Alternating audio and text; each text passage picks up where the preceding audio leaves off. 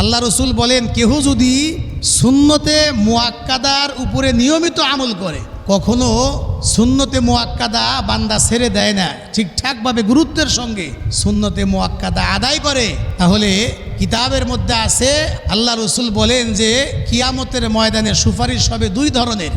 সুন্নাত এটা সকল আমলের পরিপূরক, অর্থাৎ যে আমলের মধ্যে সুন্নাত পাওয়া যায় ওই সুন্নতের দ্বারা ওই আমলটা পরিপূর্ণতা পায়।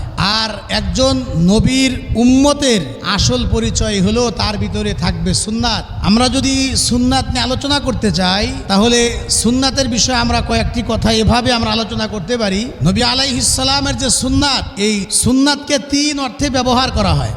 তার মধ্যে সুন্নাতের এক অর্থ হলো হাদিস, আর এই হাদিস আছে দুই ধরনের। কিছু কিছু হাদিস আছে যে হাদিসগুলোর উপরে আমল করা যায় না। আল্লাহর হাবিব বিশেষ প্রেক্ষাপটে, বিশেষ কারণে, বিশেষ সময়ে হয়তোবা এই কাজটা করেছেন, সেটা নবীর জন্যই খাস, সেটা উম্মতের আমল করার কোনো সুযোগ নাই। দুই নাম্বার আর এক ধরনের হাদিস হলো যে হাদিসগুলি হলো উম্মতের জন্য আমল করার সুযোগ রয়েছে। যে সমস্ত হাদিসগুলি আমল করা যায় এই হাদিসগুলি আবার দুই প্রকার। তার মধ্যে প্রথম নাম্বার হলো সুন্নতে মুআক্কাদা, দুই নাম্বার হলো সুন্নতে গায়রে মুআক্কাদা বা সুন্নতে জায়েদা।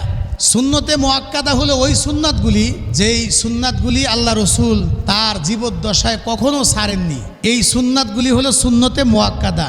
এজন্য উম্মতের জন্য এই সুন্নাতগুলি পালন করাটা জরুরি। যদি সুন্নতে মুআক্কাদা কেউ ছেড়ে দেয় তাহলে তার গুনাহ হবে, সুন্নত তরকের গুনাহ হবে। আর দুই নাম্বার হলো সুন্নতে জায়েদা, যেটা নফল পর্যায়ের।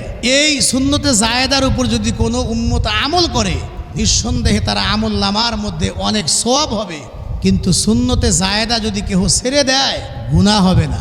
অর্থাৎ সুন্নতে জায়েদার উপরে আমল করলে সওয়াব আছে, ফজিলত আছে, তবে ছেড়ে দিলে কোনো গুনাহ হবে না। যেমন ধরুন সুন্নতে মুআক্কাদা এবং সুন্নতে গায়রে মুআক্কাদা অথবা সুন্নতে জায়েদার উদাহরণ আমরা দিতে পারি। জোহরের ফরজের আগে 4 রাকাত সুন্নাত আছে, এই সুন্নতটা হলো সুন্নতে মুআক্কাদা, পড়তে হয়, না পড়লে গুনাহ হয়। আর আসরের নামাজের আগে বা এশার নামাজের ফরজের আগে 4 রাকাত সুন্নাত আছে, এই 4 রাকাত সুন্নাত হলো সুন্নতে জায়েদা বা সুন্নতে গায়রে মুআক্কাদা। আসরের ফরজের আগে 4 রাকাত অথবা এশার ফরজের আগে 4 রাকাত সুন্নাত, এই 4 রাকাত সুন্নাত হলো সুন্নতে গায়রে মুআক্কাদা বা সুন্নতে জায়েদা। কোনো ব্যক্তি যদি আদায় করে অনেক অনেক সওয়াব হবে, কিন্তু কেউ যদি ছেড়ে দেয় তার কোনো গুনাহ হবে না। এবার আসুন, কোনো ব্যক্তি যদি সুন্নতে মুআক্কাদার উপরে নিয়মিত আমল করে তার কি ফজিলত, আর যদি সুন্নতে মুআক্কাদা ছেড়ে দেয় তাহলে তার কি ক্ষতি হবে, তার কি অপকার হবে। ফজিলত হইল আল্লাহ রসুল বলেন, কেহ যদি সুন্নতে মুআক্কাদার উপরে নিয়মিত আমল করে, কখনো সুন্নতে মুআক্কাদা বান্দা ছেড়ে দেয় না, ঠিকঠাকভাবে গুরুত্বের সঙ্গে সুন্নতে মুআক্কাদা আদায় করে, তাহলে কিতাবের মধ্যে আছে আল্লাহ রসুল বলেন যে কিয়ামতের ময়দানে সুপারিশ হবে দুই ধরনের। এক ধরনের সুপারিশ হলো আম সুপারিশ। এই আম সুপারিশ তো প্রত্যেকেই পাবে, সবাই পাবে, মুসলমানও পাবে, এই নবীর উম্মতও পাবে, অন্যান্য নবীর উম্মতও পাবে। এমনকি আম সুপারিশ দ্বারা ফায়দা বা ফজিলত, উপকার, এটা শুধুমাত্র মুসলমান পাবে না, এই নবী আলাইহিস সালামের আম সুপারিশের দ্বারা কাফের, ইহুদি, নাসারা, বেঈমান যারা, তারা উপকৃত হবে।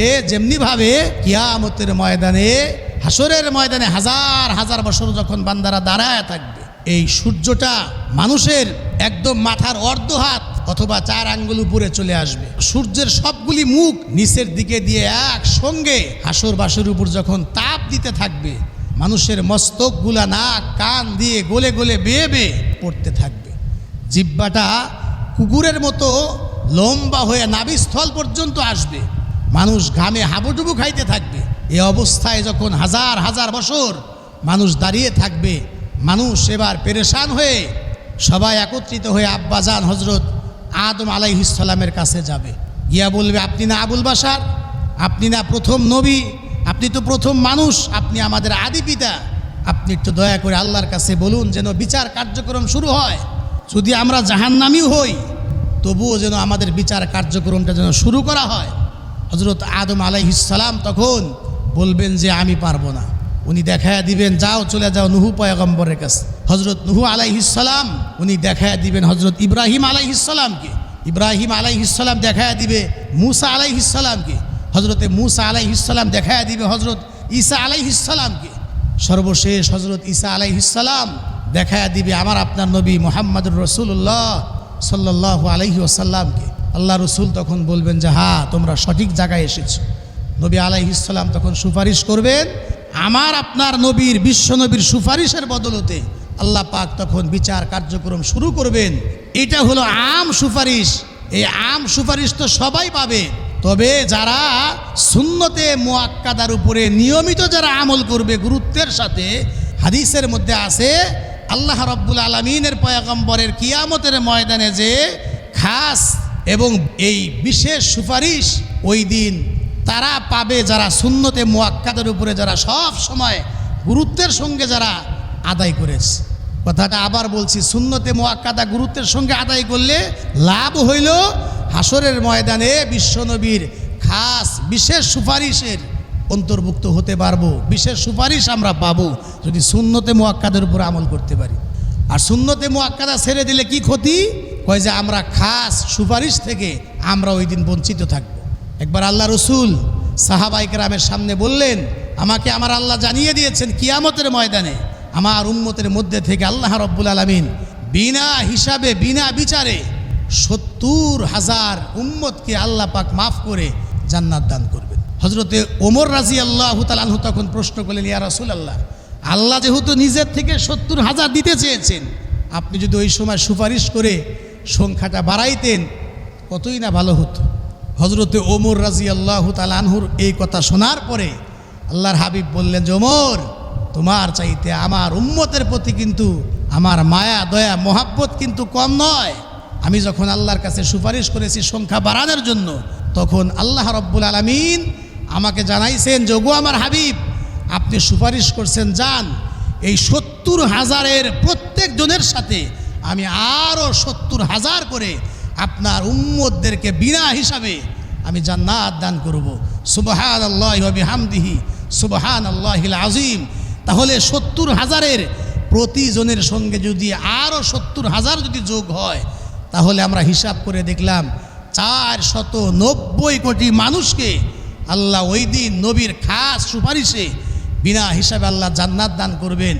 সম্মানিত মুসলমানেরা, কোনো ব্যক্তি যদি সুন্নতে মুআক্কাদার উপরে নিয়মিত আমল করে, সে ব্যক্তি এই 490 লক্ষ বিনা হিসাবে জান্নাত প্রাপ্তদের অন্তর্ভুক্ত হতে পারবে।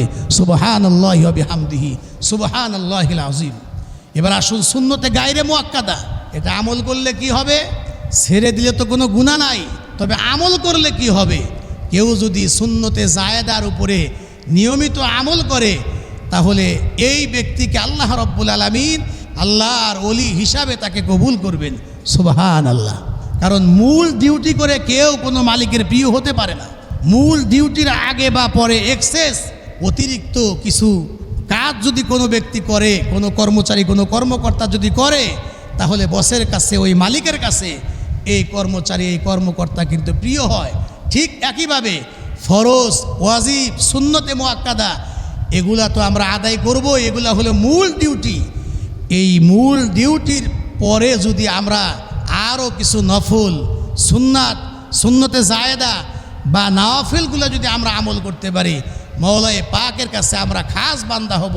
আল্লাহ খুশি হয়া এই নফল ইবাদতের দ্বারা আল্লাহ বান্দাকে আল্লাহর ওলি হিসাবে আল্লাহ কবুল করে নেন। সুবহানাল্লাহ। এতক্ষণের আলোচনা দ্বারা আমরা কি বুঝলাম? যে কোনো সুন্নতি আমাদের ছেড়ে দেওয়া কিন্তু উচিত নয়।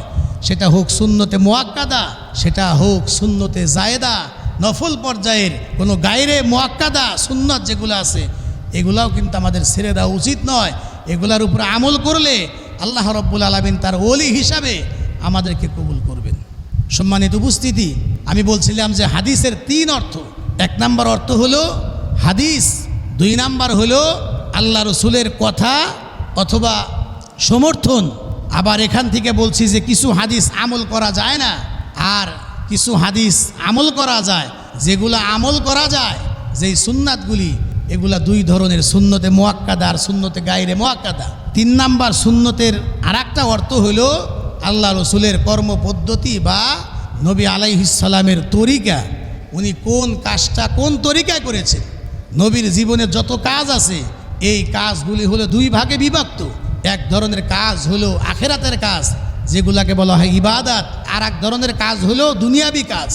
তবে যেগুলা ইবাদত আখেরাতের কাজ, এই কাজগুলার মধ্যে যদি নবী আলাইহিস সালামের তরিকা পাওয়া যায়, কোন ইবাদতটা আল্লাহ রসুল কিভাবে করছেন, আমরা যদি ওইভাবে করতে পারি, নবীর তরিকা অনুযায়ী করতে পারি, নবীর শিখানো পদ্ধতি অনুযায়ী যদি আমরা করতে পারি, তাহলে এটাই হবে ইবাদত। আর যদি নবীর তরিকা ইবাদতের মধ্যে না থাকে, ওইটা আর ইবাদত থাকে না, ওইটাই হবে বেদাত।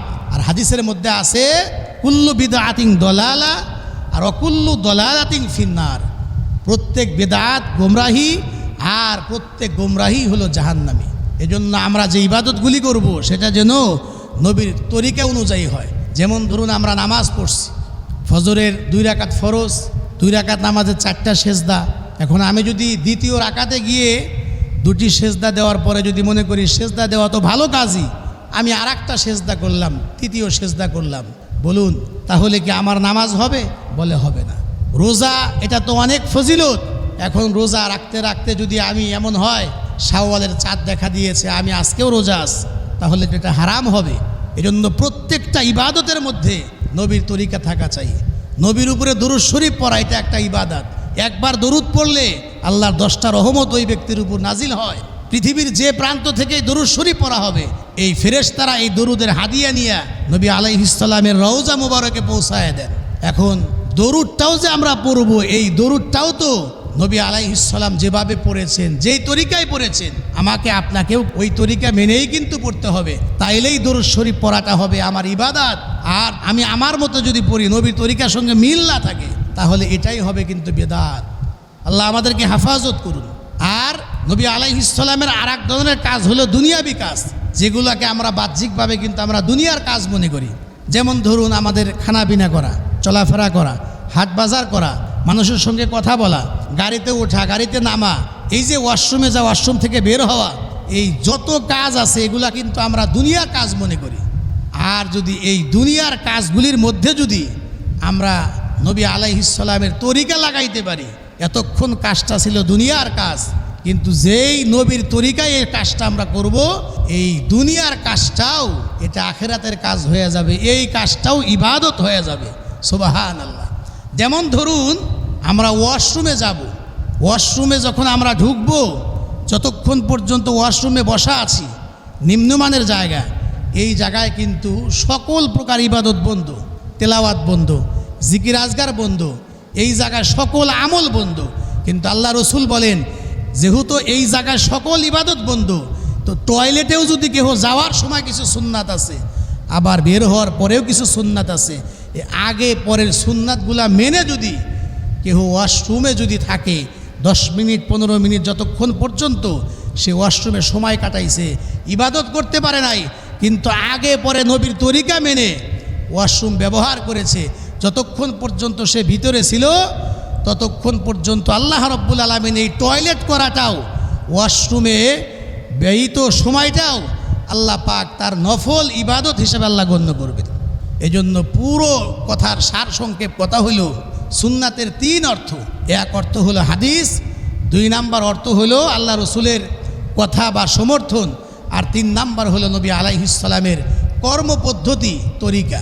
আল্লাহ রাব্বুল আলামিন যেন আল্লাহ রসুলের পালনীয় যে সুন্নাতগুলি আছে পালন করার, এবং ইবাদতের মধ্যে এবং দুনিয়ার সকল কাজের মধ্যেই নবী আলাইহিস সালামের তরিকা জেনে, ওইভাবে তরিকা অনুযায়ী যেন সকল কাজগুলি যেন আল্লাহর দরবারে মকবুল হয়, কবুল হয়, আল্লাহ যেন সেই তৌফিক আমাদেরকে দান করেন। আমিন।